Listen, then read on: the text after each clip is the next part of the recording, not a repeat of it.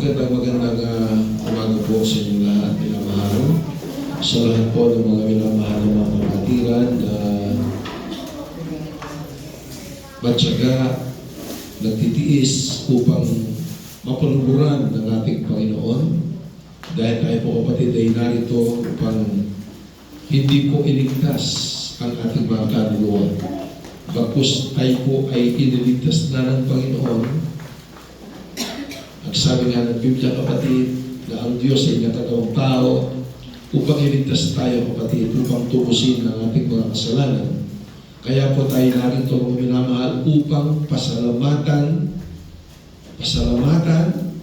sambahin, papurihan ang ating Panginoong Hesus Kristo. Amen?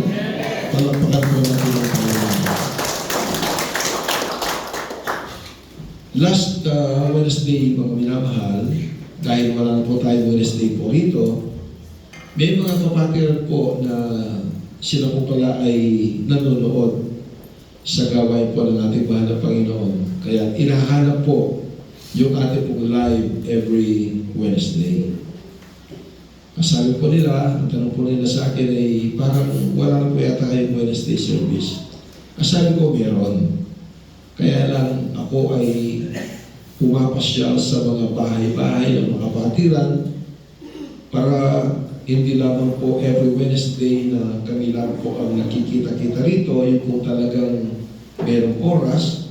Bagkus, paminsan-minsan ay mapasalan po natin sila sa mga bahay po nila at sila rin ay makapaghikayat o makapag-invite ng mga bisita, yung mga bisita, mga baguhan. Agad po ba ang sabi niya? Opo, sabi ko. At medyo humaba po yung oras po natin sa linggo kasi nga po parang binabawi po natin yung oras na dapat ay bigay natin sa Wednesday.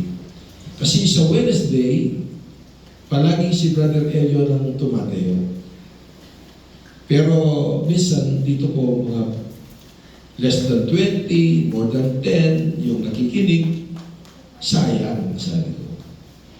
Kasi, kaya sayang, hindi naman kayo nanonood ng live.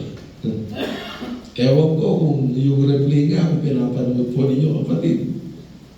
Kaya sabi ko, sayang. So sabi ko, Brother Yon, ang gawin natin, habaan natin yung oras ng Sunday, pagkatapos ng congregational worship, tatayo ka na at magbabible study tayo. Para marinig yung mga salita ng Panginoon, ma-explain, kanilang maunawaan o maigi yung mga salita ng Diyos. So sa nakikita ko kapatid, it is very effective. Amen po ba? Sino po ang pinagpala at dyan magsaging praise the Lord? Yes, pinagpala po tayo dahil sa next Sunday, tayo pupunta sa Romans chapter 3. Kanina, pinaliwanag po ng Brother Elio na tayo po lahat mga minamahal, yung poot ng Diyos ay talagang ibibigay sa atin. Pero may good news kapatid sa Romans chapter 3 at saka sa Romans, yung buong Romans kapatid, pagkaralan po natin yan. Kaya po mga minamahal, salamat sa Panginoon, bagamat hindi po kami karapat-dapat. Pero kami po'y patuloy na itinatayo ng Panginoon. Tayo lahat kapatid ay may mga kahinaan. Amen po ba? Tayo po'y mga makasalanan din sa harapan ng Panginoon. Wala pong perfecto sa harapan ng Diyos. Nobody's perfect. Amen po ba? Maging si Pablo, mga minamahal, inaamin po niya, bagamat nandyan yung pagsisumugasig ni Pablo, pero nandun yung kanyang humility, kanyang pagpapakumbaba. Kasi sinasabi, hindi pa sapat ang ginagawa ni Pablo sa Ebanghelyo ng ating Panginoon. Hindi pa sapat. Bagamat kanya ito mga minamahal, ginagawa yung lahat. Pero still, iniisip ni Pablo na hindi pa sapat. Dahil yung po mga minamahal ginagawa ni Pablo, mga minamahal, ito po ay pasalamat sa Diyos na siya po ay iniligtas ng ating Panginoon dahil sa kanyang biyaya. Amen po ba? Kaya po minamahal sa umagang ito, meron po tayong pag-aaralan na ito po ang minamahal ay magiging inspirasyon sa bawat isa sa atin, sa ating paglilingkod, sa ating mga Panginoon. Kung ating babasahin, kapatid, dito po sa Esther, ito ay madalang lang pong mapag-aralan. Itong Book of Esther, chapter 2, verses 12, tapos mag-jump tayo sa verse 17. Mga minamahal. Ganito po ang ating mababasa. Nang sumapit nga ang paghahalili ng bawat dalaga na pasukin ng Haring Aswero, pagkatapos na magawa sa kanya ang ayon sa kautusan sa mga babae na 12 buwan o 1 year, sapagkat ganito nagaganap ang mga araw ng kanilang paglilinis sa makatuwid bagay 6 na buwan na may langis na mira, oil of myrrh, at 6 na buwan na may mainam na pabango at na mga bagay na ukol sa paglilinis ng mga babae. Jump tayo sa 17. At sininta ng hari si Esther ng higit kaysa lahat na babae, at siya'y nilinga at minahal na higit kaysa lahat na dalaga, na anupat kanyang ipinutong ang putong na pagkareyna sa kanyang ulo, at ginawa siyang reyna na kahalili ni Vashti. Sa English na, dito sa 17, brother yon, ang sabi po dito, and the king loved Esther above all the women, and she obtained grace and favor in his sight more than all the virgins, so that he set the royal crown. Sabi po ninyo, royal crown upon her head and made her queen instead of Vashti. Mga minamahal, this morning, I'm going to preach to you on the subject, chosen for the crown. Chosen for the crown. Palakpakan po natin ang Panginoon. Sabihin po ninyo sa inyong katabi, you are chosen for the crown. Hallelujah. Alam po ninyo mga minamahal, sa Biblia kapatid, ang crown, ang ibig sabihin ng crown, it symbolizes authority, royalty, honor, and reward. Ito po ang sinisimbolo po ng crown. Maging sa atin po mga minamahal dito po sa mundo nito, may mga tao na tinawag upang tumanggap ng corona. Corona para sa beauty contest, corona para sa anumang klaseng labanan, Mr. Philippines. Sila po'y tumanggap ng mga corona, kapatid, na naukol lamang sa daigdig na ito. Pero hindi ba ninyo alam, mga minamahal kapatid, na tayo po, na mga tinawag ng Panginoon sa kapaglilingkod sa Kanya, meron po tayong corona na tatanggapin mula sa ating Panginoon. At ang corona nito, kapatid, ay hindi katulad ng corona na tinatanggap ng mundong ito, na ang corona nito, ito po'y kinakalawang, ito po'y naluluma, kapatid. And this crown is perishable, kapatid. But our crown na ibinigay sa atin ng Panginoon, it is imperishable. Amen. Ito'y hindi nasisira o napupulok. Palakpakan po natin ang Panginoon. Dahil sa Biblia, mga minamahal kong kapatid, mayroon pong 5 klaseng corona ang ibibigay ng Diyos sa mga mananampalataya balang araw. Ano bang sabi po mga minamahal ni Apostol Pablo? Dito po sa 1 Corinthians chapter 9, verses 25 up to 27, ganito po ang ating mababasa.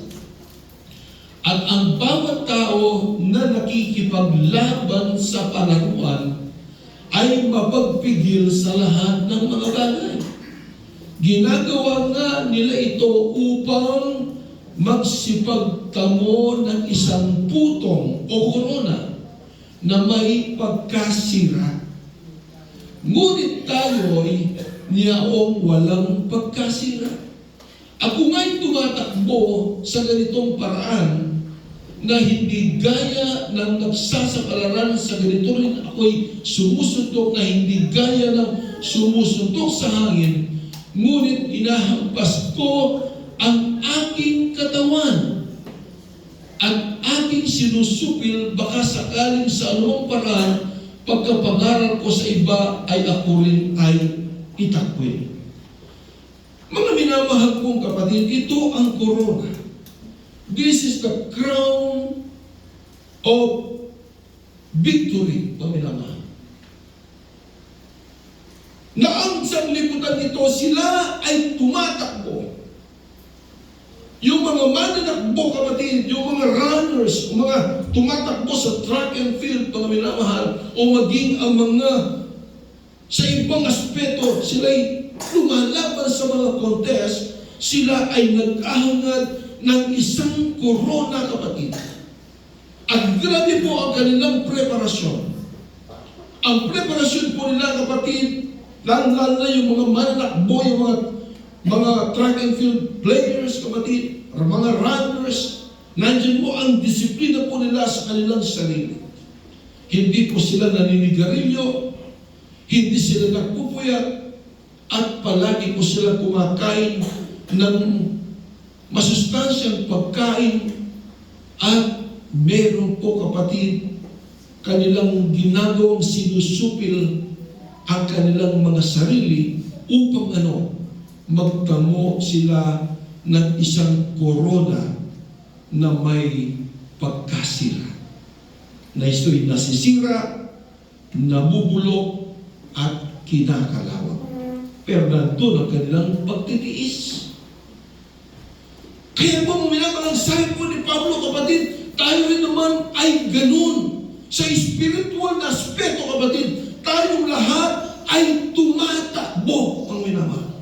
At ang ating pagtakbo, kapatid, kagaya sabi ni Pablo, kanyang sinusupil ang kanyang sarili. Siya'y nagtitiis, mga minamahal, upang sa ganon, si Pablo, kanyang makamit, kapatid, ang korona ng pagtatagumpay, kapatid. At ang kanyang pagtatagumpay ay hindi naukol sa sanglibutan nito, bagkus ang kanyang pagtatagumpay ay naukol sa espiritual. They say magmamana ng buhay na mahanggang kapit ng Panginoon.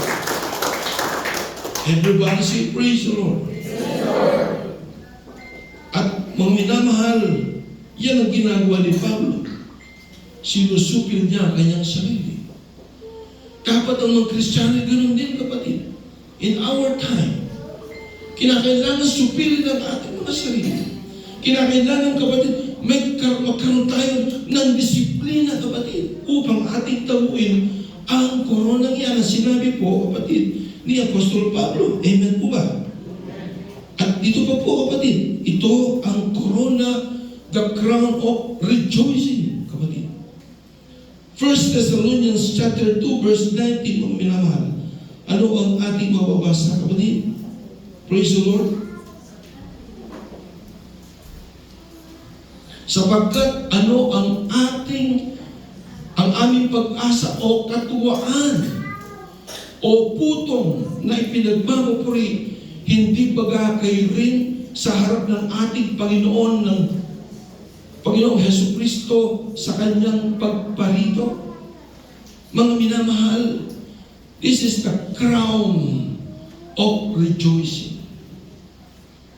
Na tayo po, mga minamahal, hindi nawawala ng kabuluhan ang ating pong ginagawa.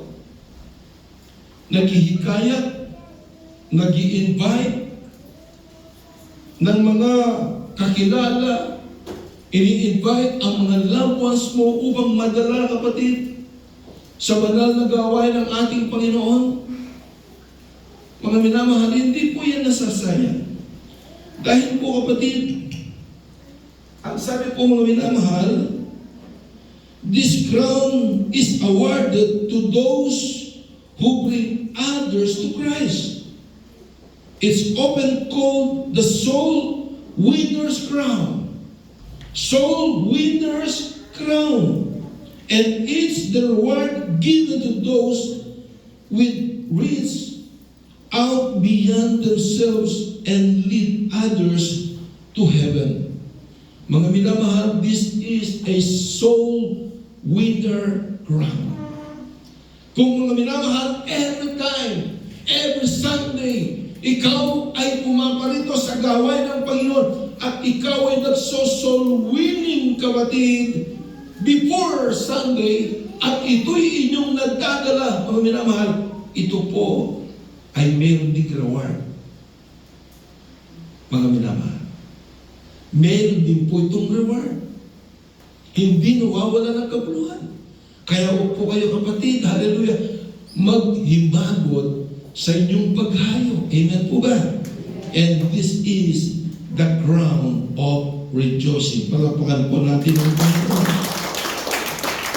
At ang sabi po dito ng kapatid ni Apostol Pablo sa 2 Timothy chapter 4 verse 8, mga minamahal, hallelujah, ito po ang sinasabi po ni Pablo. Ang sabi po, but buhat ngayon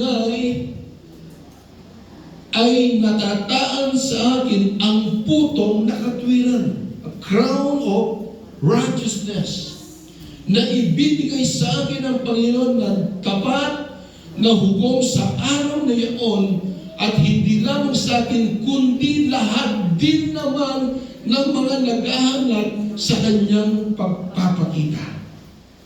This is the crown of righteousness, kapatid.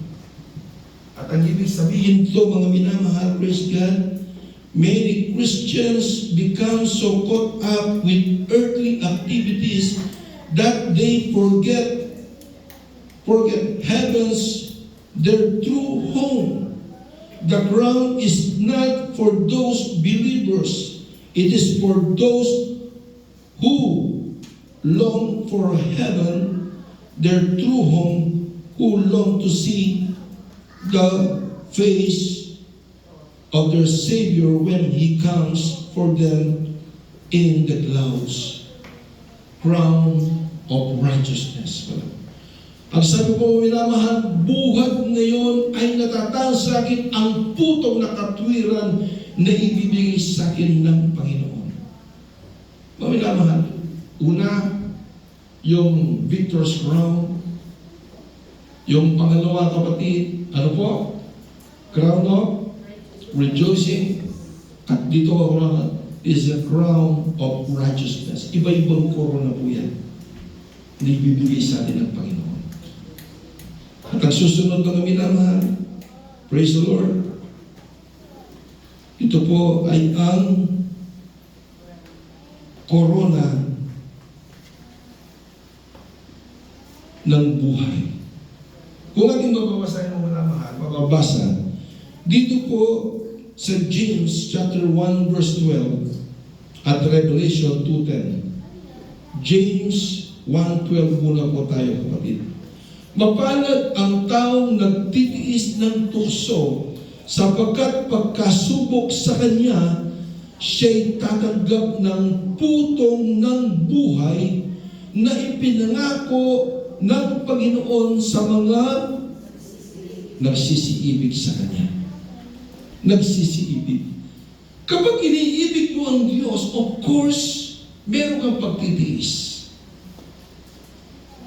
Kahit nung pa namang nililigawan ni Brother Marvin at Sister Casey, merong pagtitiis si Brother Marvin. From Magalang, pumupunta pa siya sa Northville. Amen. Si Brother Elion nga, kapatid, nung siya po'y merong nililigawan at dito si Sister Cez, gusto nang nililigawan niya, na susunduin sa trabaho, iyahatid sa bahay, doon pa sa San Fernando. Pagod na pagod si Elian kasi galit pa siya ng pag-aaral. Pero meron siyang pagtitiis. Kasi gusto niya mapasagot at gusto niya makuha yung gusto niya. Amen? So ano pong sabi dito, kapatid? Na meron ka dapat, ang sabi nga ni Santiago, meron kang dapat pagtitiis. Ang ating ninanasa, mga minamahal, bakit tayo naglilingkod sa ating Panginoon? Upang makita, upang masilayan po natin, kapatid, ang tumawag sa atin. Hindi pa po natin nakita ang itsura ng ating Diyos. Amen po ba? Pero tayo po'y mga tinawag na po ng Panginoon. Tinawag tayo upang siya'y paglingkuran, kapatid. Hindi mo ba panghihinayangan, kapatid, na tinawag ka ng Diyos pagkatapos, para minamahal, ay wala ka namang pagtitiis? Papaano mo makikita, kapatid, yung tumawag sa iyo? Marami po mga minamahal na mga tao, tinatawag na sila ng ating Panginoon. Pero maraming mga tao, kapatid, na sila po once upon a time, naglingkod na sila sa ating Panginoon. Pero tumigil po sila sa kanilang paglilingkod sa ating Panginoong Jesucristo. Mga minamahal, ano ang naging saysay ng pagtawag sa iyo ng Diyos? Kaya nga sabi ng Biblia, maraming pinag-aralan po natin nung isang araw, many are called but few are chosen. Marami na po ang tinawag, pero kukunti lang po ang pinili ng ating Panginoon. Ang napag-aralan po natin kanina rito, may mga dalawang uri ng Kristiyano. Isang kambing, kapatid, na nagaan yung tupa, at isang tupa, kapatid, na isang tunay na Kristiyano. Mga minamahal, makikita mo, kapatid, ang sabi ng Biblia, by their fruits, you shall know them. Amen po ba? Sa kapamagitan ng kanilang mga bunga ay makikilala mo sila. At ang sabi ng banal na kasulatan, kapatid, yung mga nawala sa gawain po at umalis na sila at hindi na sila bumalik, kapatid, sila po ang sabi ng Biblia, hindi talaga sila kasama sa iglesia ng ating Panginoon. Amen. Pero yung mga tao, kapatid, na nagtitiis, wala ka bang pamasahe, kapatid? Mahanap ka ng pamasahe upang makarating ka sa gawain ng Panginoon. Wala ka bang pamasahe, kapatid? Hallelujah! Hindi baling maglalakad ka ng ilang kilometro, makarating ka lang sa gawain ng Panginoon. Kinakailangan meron kang pagtitiis, kapatid. Amen.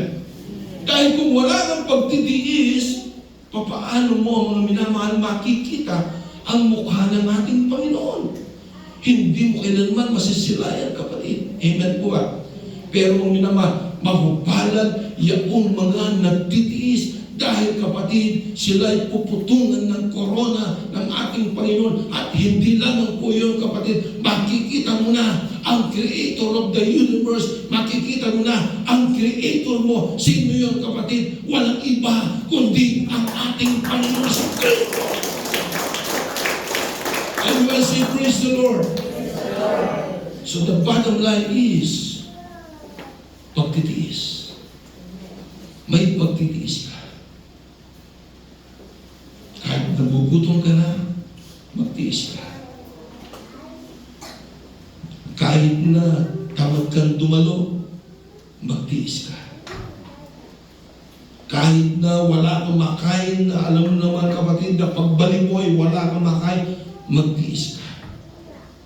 Kapag inuna mo ang kalooban ng Diyos, ang sabi ng Biblia, kapatid, but seek ye first the kingdom of God and His righteousness, and all, hindi mo man kailangan, hindi mo man hiningi, ay pawang idaragdag sa iyo ng ating Panginoong Jesucristo. Amen. Yan ang pangako ng Diyos. At gusto ko lang malinawin, kapatid. Ang iglesia ito, the Amazing Grace of Jesus Christ Community Church, hindi po ito ang magliligtas sa inyo. Ang Jesus Miracle Crusade hindi po yun ang magliligtas sa kanila. Ang kongregasyon ni Kibuloy, kapatid, hindi po sila ang magliligtas sa kanila.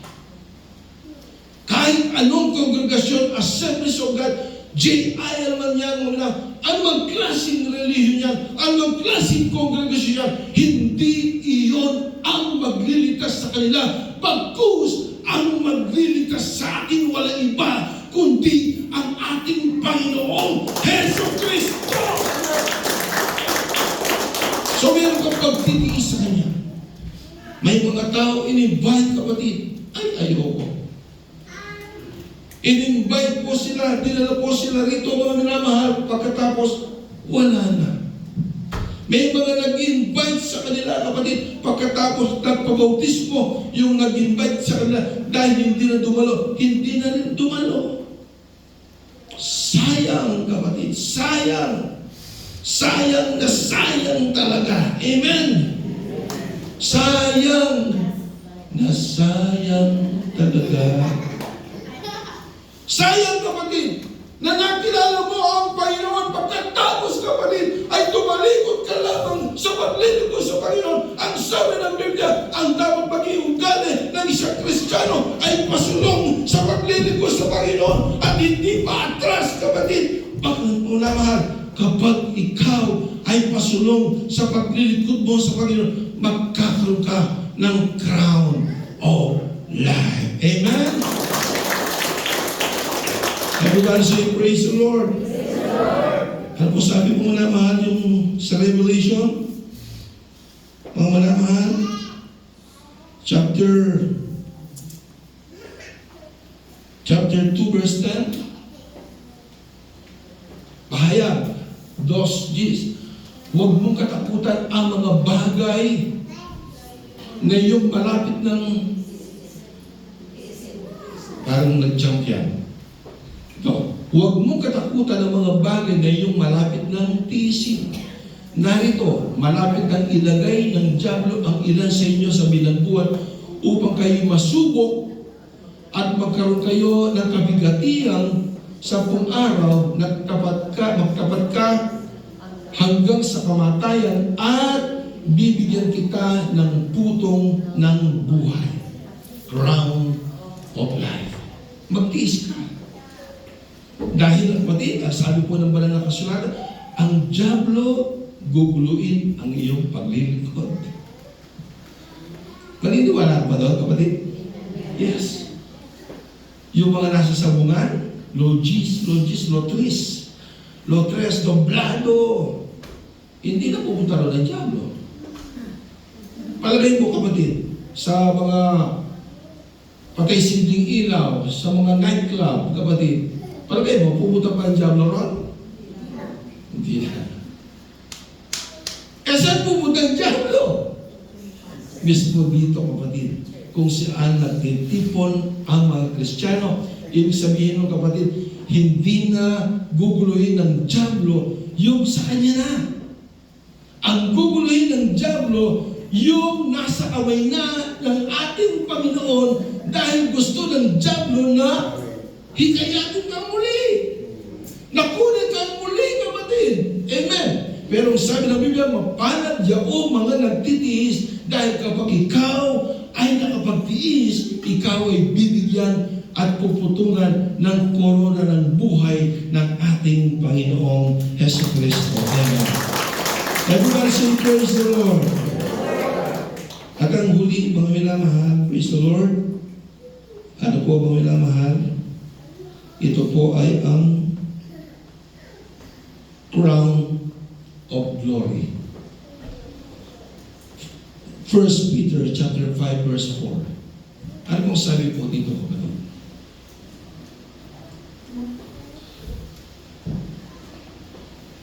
At pagkahayag ng Pangulong Pastor ay magsisigagab kayo ng di nasisirang putong ng kaluwalhatian. Crown of glory. Wala na yan? Pilid na dyan? Praise the Lord.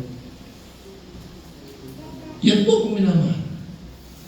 Kaya po, ang lahat nito, ang bottom line po nito ay ang paglingkuran mo ng gustong Panginoon. Hindi pa pitik-pitik kapatid ang paglilingkod sa Diyos. Amen po ba? Hindi pa banjing-banjing ang paglilingkod sa Diyos. Kaya kailangan meron kang pagtitik. Kahit pa naman kapag nag-aaral ka, ang minamahal, anong gagawin mo para makapasa ka? Anong gagawin mo? Meron kang susundin. Anong susundin mo? Yung gusto ng teacher mo. Kapag sinabi ng teacher mo na, gawin mo itong assignment na ito, gawin mo ang assignment na yan. Kapag sinabi ng teacher na, mag-aral kayo ng mabuti, magbasa kayo ng libro sa inyong pamamahay, kailangan magbasa kayo ng libro para pagdating ng exam ay makapasa kayo. Amen po ba? So, meron kang pagtitiis, kapatid. Pero kung inutusan ka ng teacher mo, binigyan ka ng assignment, ng homework ng teacher mo, kapatid, pagkatapos, magdamag, ikaw ay naglaro lamang po, mga minamahal, ng ML, palagay mo, pagkabukas, kapatid, pagdating mo doon sa classroom, tatanungin ka ng teacher, meron ka bang alam na isagot? Sabihin ko niyo, meron ba wala? Ganoon din ang paglilingkod ko sa Diyos. Meron kang pagtitiis. Amen po ba? Opo, tayo po'y pinili na po ng Panginoon. We were all chosen by God. Pero mga minamahal, meron kang gagawin. Bakit? Kapag ikaw ay tunay, kapatid. Gusto kong bigyan ng emphasis yung word tunay. Kapag binigyan ka, kapag minamahal, ng pagkakataon ng Panginoon, ikaw ay piniling tunay ng Panginoon. Ano ang gagawin mo? Ang sabi ng Biblia, kapatid, ay ang sumunod ka sa mga utos ng Diyos. Amen? Kapag sinabing sumunod sa utos ng Panginoon, hindi lamang po mga hearers of the Word of God. Hindi lamang po tagapakinig, bagkus, tayo po yung mga kinakailang mga doers. Amen po ba? Nakukuha kapatid? Hindi lamang po tagapakinig ng salita ng Diyos. Okay, napakaganda ng aral ni Brother Elion. Naintindihan ko yung aral ni Brother Noel. Pero after noon, kapatid, naiwan lamang po dito within this room, four corners of this room. Yung mga napag-aralan po natin, kinakailangan meron pong application sa buhay po natin. Amen po ba? Kasi kung walang application sa buhay po natin, it's useless. Narinig po, kapatid, ang pangaral. Narinig po mga minaman yung mga encouragement. Pero kapatid, hallelujah, walang application sa buhay mo. It is useless. Ano ang ganda ng narinig mo? Walang ganda. Amen po ba? Pero kung ikaw ay nakinig, kapatid, ng salita ng Diyos, at hindi lamang po tagapakinig, ikaw ay tagatupad ng salita ng ating Panginoon. Ibig sabihin ng mga minamahal, tunay kang pinili at anak ng Diyos. Dahil ang mga anak ng Diyos ay sumusunod sa kanilang tatay. Amen? Sino ang tatay po natin? Ang Panginoong Jesucristo. Palakpakan po natin. And going back, kapatid, sa binasa po natin kanina, ito ang kwento po ni Esther. Si Esther, mga minamahal, siya ay isang Hudyo. Siya isang Hebreo, siya isang Israelita. At nagkataon, kapatid, doon sa isang kaharian, and this is a Persian government. Meron pong hari po dito, ang pangalan po niya ay Ahasuero. O sa kanyang historical name ay King Xerxes, kapatid. Si King Xerxes, siya po ay masamang hari. Masama po siya. Wala po siyang pakundangan. Kasi mga minamahal, isang araw, nagkaroon po ng bisita, kung babasahin mo yung buong Book of Esther, from chapter 1 hanggang matapos, malalaman mo ang istorya po doon. Meron pong asawa, itong si King Xerxes, ang pangalan niya ay si Queen Vashti. Nung meron pong bisita itong si King Xerxes, nagmayabang siya. Ipinagyabang niya ang kanyang kaharian, ang kanyang ginto, ang kanyang kayamanan, ipinagyabang niya. Pero meron pang isang gusto niyang ipagyabang sa kanyang mga bisita. Sino po yun? Ang kanyang napakagandang asawa na si Queen Vashti. Ang sabi ng hari, tawagin ninyo si Reyna Vashti upang siya'y makita ng aking mga panauhin. Nung tinawag po siya, kapatid, hindi pumunta si Queen Vashti. Napahiya si King Xerxes sa kanyang mga bisita. Kaya mga minamahal, nagalit. Nagalit itong si King Xerxes, mga minamahal. Nagalit kay Vashti. Kaya mga minamahal, kanyang pinaalis sa kanyang kaharian, kapatid. Bagamat mga minamahal, mahal na mahal itong si Queen Vashti, pero sabi ko nga, masama itong si King Xerxes. Walang pakundangan at wala siyang konsiderasyon, kapatid. Kapag na-display siya, meron sa kagad paghatol mo naman. Kaya ang nangyari, kapatid, na bakante. Wala ng reyna sa Persia, paminahan. Ang nangyari ngayon, parang nag-search po sila. Search for Miss or search for Queen of Persia. Hinanap, kapatid, ang lahat ng mga magaganda sa buong kaharian. At nangyari si Mordecai na isang sundalo, na isang tauhan sa kaharian. Dahil kanya itong nabalitaan, of course, nasa loob siya ng kaharian, ibinalita kay Esther. Ang sabi niya, Esther, sumali ka. Naghahanap sila ngayon ng isang reyna ng buong Persia. Sumali ka, pero huwag mong sasabihin sa kanila na ikaw ay isang Israelita o isang Hudyo. Baka sila'y magalit. Baka tayo'y patayin kasi bawal po yun.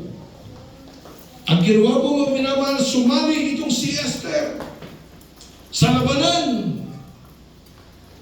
Nagpagandahan, kapatid, ng mga magiging reyna ng Persia.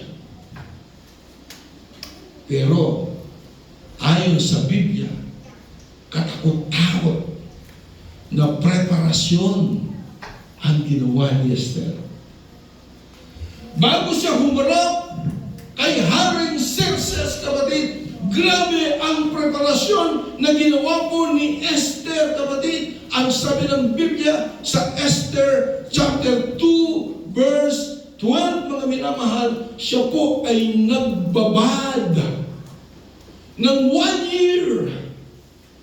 6 months, nagbabad, kapatid, sa oil of myrrh para mayroon po siyang tigilig, mayroon po siyang tagiyawat, kapatid, kikinis ang kanyang balat. Grabe ang kanyang pagtitiis. At ano pa po ang ginawa po niya? Yung natitirang 6 na buwan, siya naman po ay nagbabad sa pabango. Iba't ibang klaseng pabango, kapatid.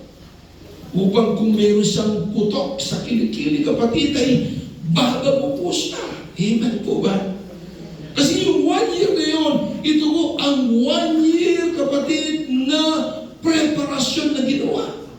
Pero itong mga katunggalin po ni Esther, kapatid, marahil, mga minamahal, hallelujah, walang ginagawa kundi ang mag-suklay lamang, o mag-makeup lamang, kapatid, o mag-exercise lamang, para papayat. Marahil ganun lamang ang preparasyon. Pero iba ito.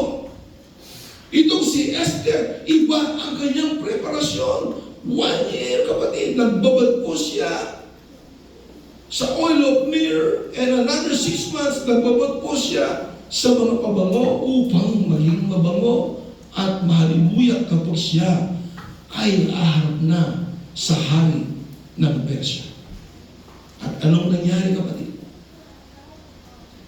Noong pumapasok na ang mga kadalagaan, kapatid, kumbaga nakasimangot pa marahil si King Xerxes dahil wala siyang napipili sa mga nauna kay Esther. Pero nung dumating si Esther, kapatid, siguro kung nadula si Brother Bess, mabibigla rin sa kagandahan ni Esther. Dahil nung pumasok, Brother Alvin, si Esther, ang halimuyak, kapatid, yung kabanguan at yung kagandahan ni Esther, lahat, kapatid, ay natumutok ang atensyon ng mga tao sa kanya. At ang pinakamahalagang bagay doon, na please ang haring si Xerxes at kanyang nagustuhan itong si Esther at kanya itong ginawang reyna ng Persia. Palakpakan po natin. Ano, kapatid, ang application nito? Bakit natin pinag-aaralan itong Book of Esther? Esther, kapatid, ito po mga minamahal ay pwedeng mahinuntulan sa mga Kristiyano sa mga panahon po natin ngayon. Na kinakailangan magkaroon ka ng preparasyon. Amen. Kinakailangan magkaroon ka ng grabe mong paghahanda sa ating pagharap sa hari ng mga hari, Panginoon ng Panginoon, kapatid. Amen. Kasi kung wala kang preparasyon, mga minamahal, hallelujah, hindi ka mapapansin ng hari. Kung wala kang preparasyon, hindi mapiplis sa'yo ang hari. So ano ang preparasyon na ating ginagawa? Kagaya ni Esther, kapatid, siya'y nagbabad ng 1 year. Maraming sinasabi ng kanyang katugali, Esther, ay umalis ka muna dyan, alika, pasal muna tayo. Maraming sabi kapanahunan mo, mga sinasabi po natin, hallelujah na, Casey, alika, punta na lang tayo sa SM, pasal lang tayo. Ayaw ko, sabi ni Casey, ako'y magbababad sa presensya ng ating Panginoon sa Kristo. Ang mga tao, marahil sila nagbababad, kapatid, doon po mga minamahal, hallelujah, sa mga tawag ng sanlibutan, sa mga makasanlibutan, mga bagay, kapatid, doon sila nakababad ngayon. Wala silang preparasyon sa pagharap nila sa hari. Kagaya ni Esther, kapatid, siya'y nagbabad ng 1 year. 6 months nagbabad sa oil of myrrh upang gumanda ang kanyang isura, kanyang balat, mga minamahal, upang mga wrinkles, kapatid, upang yung mga maitim sa kanyang kilikili ay mawala. Kung may mga bungi po siya, kapatid, o may kurikong, kapatid, maalis po yan. Amen. Nagbabad po siya ng 1 year para ma-please niya ang hari, para makuha ang atensyon ng hari. Ano ang gusto rito, kapatid? Ano ang application mo rito sa ating paglilingkod sa Panginoon? Kinakailangan ang mga Kristiyano ay palaging magbabad ka sa mga salita ng Panginoon, magbabad ka sa presensya ng Panginoon upang sa ngayon, kung balang araw sa ating pagharap sa hari ng mga hari, Panginoon ng Panginoon, pa-please sa atin ang ating Diyos na buhay. Everybody say praise the Lord. masama si Sir Jesus. Pero nag-please po siya. Bakit? Dahil sa ginawa ni Esther, nagtiis po siya. Nagtiis. Sino ba naman ang makakapagtiis to? 1 year. Nagpapabad ka na. Nagpapakinis ng balat, nagpapabango.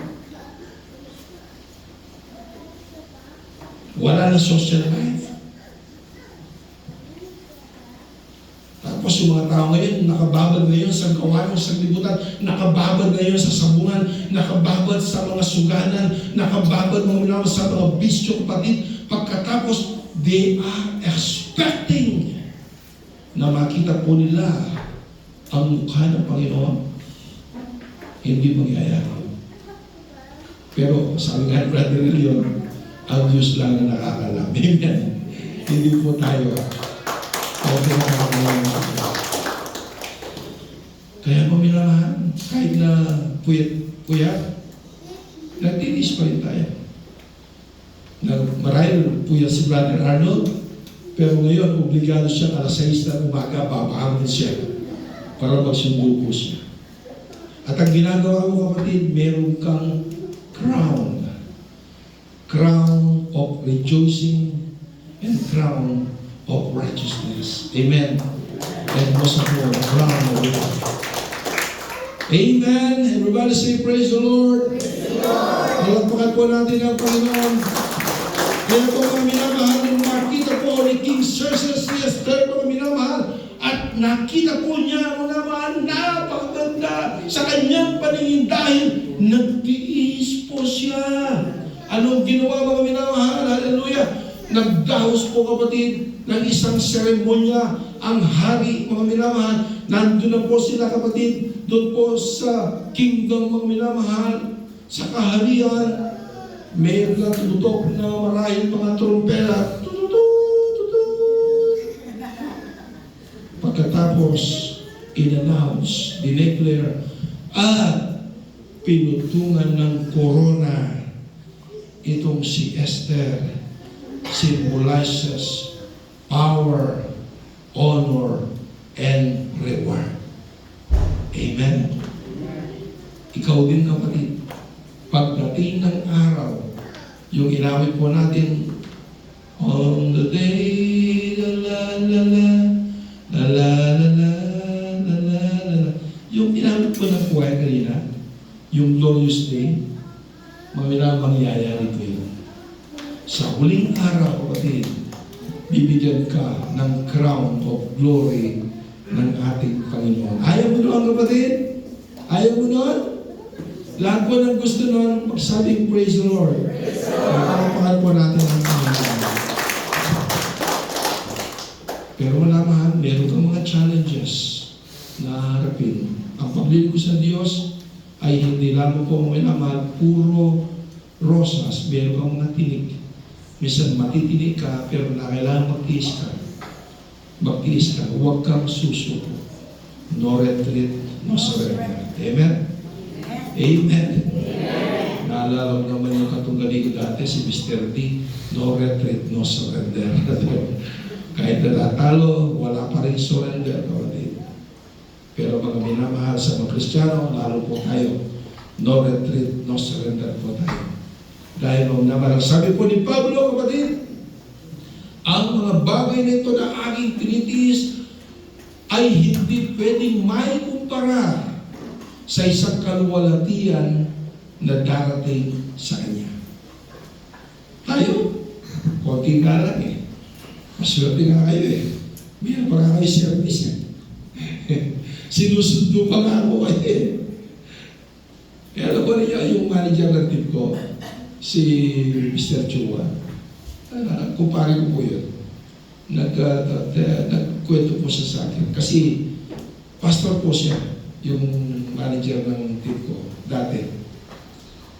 Pumupunta siya sa Dagolan, Africa. Alam po ninyo, kapag nabalitaan na pupunta po siya ron, one day one day po, maglalakad yung mga tao sa kabundukan para makababalan, para makarela sila ng Word of God. Ganoon, kapatid. May pagtitiis po sila. Nung bago po kami sa Panginoon, nung baby Christian po kami, pumutok ang pinatubo. Hindi ba nawasak yung Abacan Bridge? Tumatawid po kami sa Abacan River. Inaapakan po namin, kapatid, yung mainit na lahat. Kapag hindi talaga madaanan ng mga tao, nandiyan yung loader. Alam mo, sumasakay sa loader. Isasakay kami sa kanyang, tawag doon, yung bucket. Tapos, ilalagay kami doon sa kabila. Kung hindi talaga pwedeng daanan, meron po kami pwedeng madaanan. Ano po yun? Dada kami ng araya. Magkukomute lang kami. Para makarating lang kami sa gawain. Nagko-commute lang po kami, kapatid. Bisan wala po kami pamasahe. Mga kapatiran, walang pamasahe. Tapos, kapatid, mananalain po sila, Lord, itaas mo ang puso ng driver. Kapag naniningal na yung driver, Mr. Driver, wala po akong pamasahe. Gusto ko lang po pumunta sa gawain ng Panginoon. Nung gagawin ng driver, kasi nananayin na po siya na ipuin yung heart ng driver. Sabi niya, sige, ito to, kung wala akong pamasahe, ano magagawa ko? Sige na. Mga kapatiran niya, kapatid, nagtitiis po sila. Pero kanina paniniwala, pagkabat sila nagtitiis, akala po nila, doon sa kanilang mga mabubuting gawa, doon sila mahiligtas. Pero tayo, kapatid, ang pagtitiis po natin mga minamahal, ito po yung sinasabi po ng sanctification process. Amen po ba? Amen. Tayo po ay nilulublong ng Panginoon, kapatid. Doon po sa tubig para matuto po tayo lumangoy, mga minamahal. Ganyan ang ating Panginoon. Kagaya po ng agila, kukunin yung kanyang, yung iglet, kapatid, yung sisiw ng agila, pagkatapos po naman, siya'y lilipad ng napakataas. At anong gagawin po ng agila? Ilalaglag yung kanyang sisiw. At mangyayari, kapatid, ang sisiw, gumaganon po siya. Gumaganon hanggang sa madiscovery po ng iglet na ito na marunong na para siyang lumipad. Ganoon din ang Kristyano. Ginagawa tayo, kapatid. Binibigyan tayo, hallelujah, ng mga pagsubok ng Panginoon, kapatid, para tayo inawasiwas, kapatid, doon po sa ere, mga minamahal. Akala po natin na hindi na po natin kaya, kapatid, pero madidiscovery mo pala na kaya mo palang lumipad ng mag-isa. Sabihin mo, minamahal, tinuruan ka na ng Diyos, kapatid, na hindi lamang ikaw ay manatiling bilang isang, hallelujah, na baby Christian, bagus gusto ng Diyos na maging mature Christian po tayo. Amen?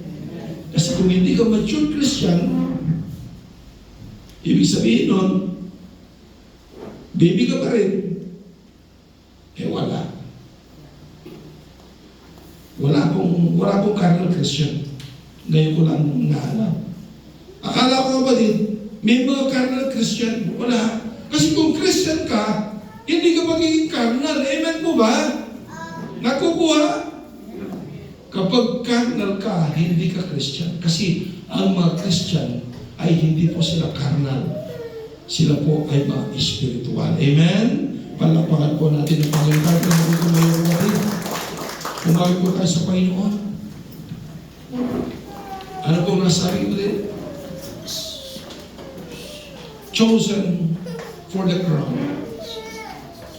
Tayo pinili ng Diyos para isang korona upang tumanggap tayo ng korona. Korona ng buhay, korona ng katuwigan, korona ng kalwalatian, kapatid, korona ng pagtatagumpay, korona, kapatid, ng crown of rejoicing. Yan ang mga korona. And tayo po, we were all chosen by God to receive that crown. Amen?